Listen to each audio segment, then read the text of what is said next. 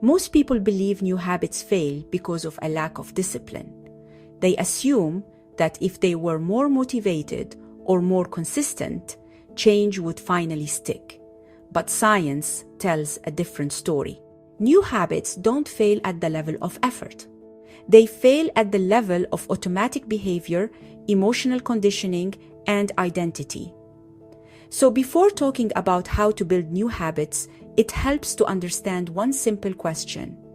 What is a habit really? A habit is not just something you do. It is something your brain has learned to do automatically. Habits are not moral. They are efficient. The brain is designed to conserve energy. And habits are simply shortcuts it creates to avoid thinking too much. Every habit you have, good or bad, exists because at some point it solved a problem for your brain. This leads to the next question. How are habits formed? Neuroscience shows that habits form through repetition and emotional association, not through motivation. Once a behavior becomes familiar, the brain prefers it, even if the behavior no longer serves you. At the center of every habit is a simple loop. First comes a cue. This could be a time of day, an emotion, a thought, or a situation. Then comes the response, which is the behavior itself. Finally, there is a reward. The reward is rarely logical. It is often emotional.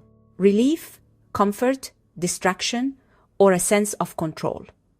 People repeat habits because they work emotionally, even when they no longer make sense logically. Scrolling reduces discomfort. Procrastination lowers pressure. Snacking creates comfort. The brain remembers these emotional outcomes and seeks them again automatically.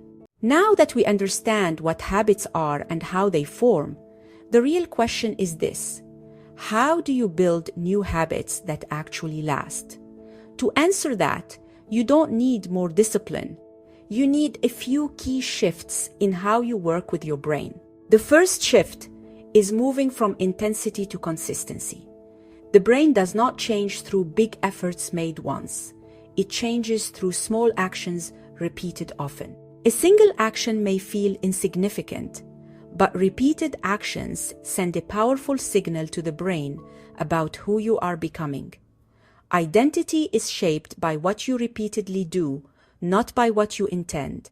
Over time, this quietly influences confidence, health, productivity, and self-trust. Not because the action itself is powerful, but because repetition rewires what the brain sees as normal. The second shift is moving from outcomes to identity. Most people focus on what they want to achieve, but habits stick when they align with how you see yourself. The brain resists behaviors that feel out of character. Instead of saying, "I want to exercise," a more effective signal is, "I'm becoming someone who moves their body regularly." Each small action becomes evidence, not effort. The brain prefers consistency with identity over short-term rewards. The third shift is reducing emotional friction. Another reason new habits fail is that people design habits that are logically impressive but emotionally overwhelming. The brain avoids discomfort automatically. Even small emotional resistance can stop a habit before it forms. When a habit feels easy, familiar, and low pressure, it is far more likely to repeat. 1 hour is better than 3 hours. Showing up without expectations is better than chasing perfection. Habits grow when they feel safe to repeat. The fourth shift is using association instead of willpower. The brain learns faster through association than through creation. This is why attaching new habits to existing routines is so effective. When you connect a new behavior to something you already do, you borrow stability from an existing neural pathway. After brushing your teeth, you stretch. After making coffee, you take a few slow breaths and notice something you appreciate. After closing your laptop, You take a short walk. Same cue, same context, less resistance. The fifth shift is designing your environment to support the habit. Environment plays a larger role in habits than willpower. What you see influences what you do. The brain responds to cues automatically, long before conscious intention kicks in. When desired habits are visible and undesired habits are inconvenient, behavior changes without force. This isn't about self-control. It's about reducing friction. Habits also strengthen through reflection. The brain updates identity through evidence. When you notice what you did, even if it was small, you reinforce the signal that change is happening. At the end of the day, a simple question helps.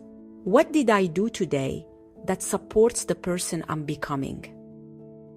Habits are not about forcing transformation.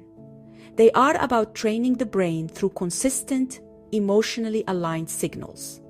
If you feel stuck, the answer is rarely more pressure. It is usually smaller, more intentional shifts repeated consistently over time. When habits align with identity, emotion, and environment, change becomes natural.